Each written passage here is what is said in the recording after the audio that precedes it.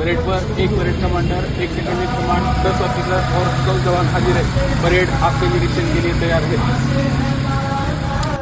माथे पे माटी सजा के चले, आए चलते रहे बेखौफ हवा।